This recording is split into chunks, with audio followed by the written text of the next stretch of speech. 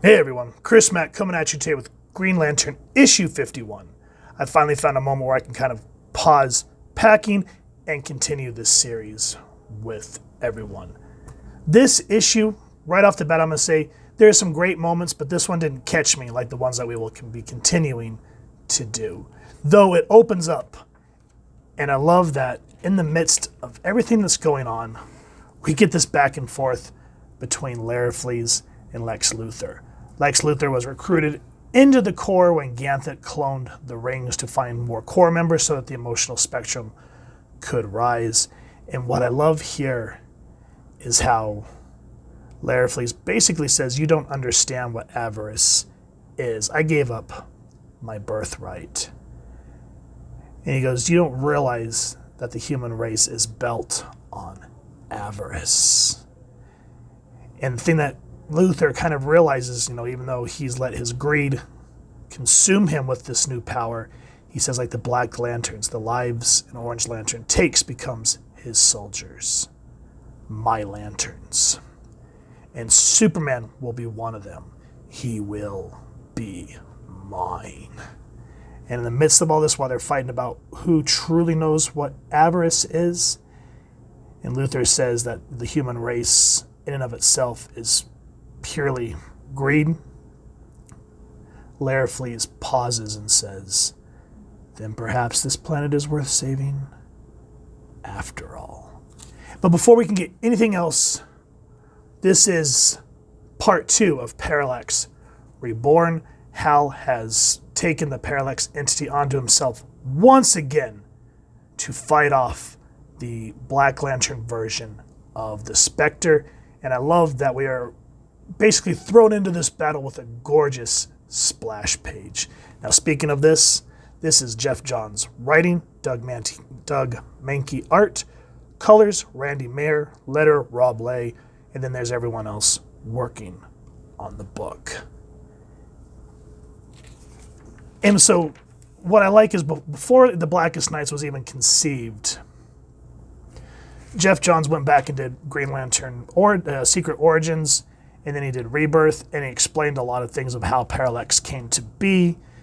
And so it kind of gave Hal Jordan an out of everything that he did after the death of Coast City.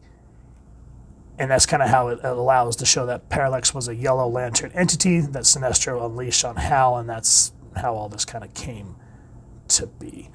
And it's just, they make Jordan look so terrifying with this entity upon it. He's like, oh, how I've missed my host, Hal Jordan. But the Spectre that we know wants to judge Parallax for his actions, but this isn't the one that we know. He goes, don't talk to me, you remote, emotionless being. I want to speak to the real spirit of vengeance. You're just a masquerade.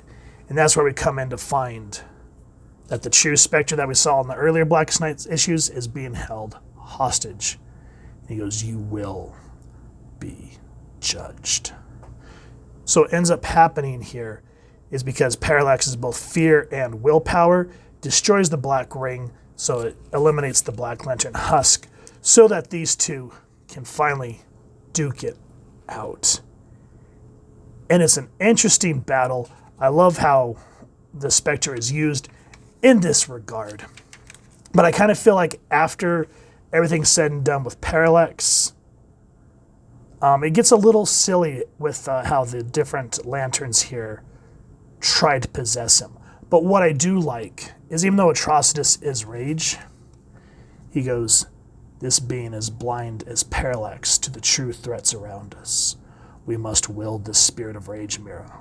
We must use it to save life. I will not fail the universe as I failed Ryut. And so that's a nice little moment from Atrocitus, but I don't want to get too far into that. I want you guys to read it on your own. And the way that they finally save Hal, I love that they have to use Carol Ferris as his emotional anchor. And it shows that even though that they're broken up at this time, which that kind of gets old, it's a great moment to show the character of Hal Jordan. And as the book ends, we also start to see some limitations of the Spectre when he finally confronts Necron, which proves that this gentleman is quite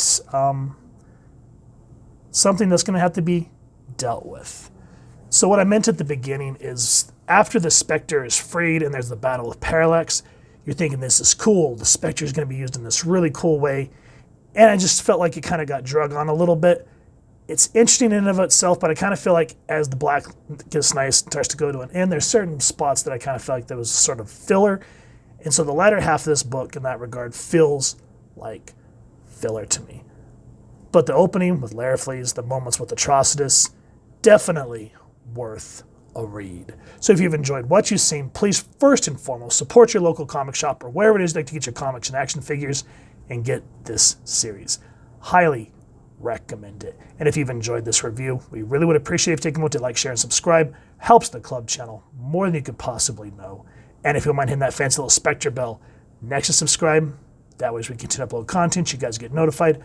Come to the channel, and we love talking with you all and hearing your thoughts and feedback down in the comments below or our social media pages, which I'll make sure to leave the links down in the description. So with all that said, thank you so much for stopping by. Hope you all continue to have an absolutely amazing day reading, and happy hunting, everyone.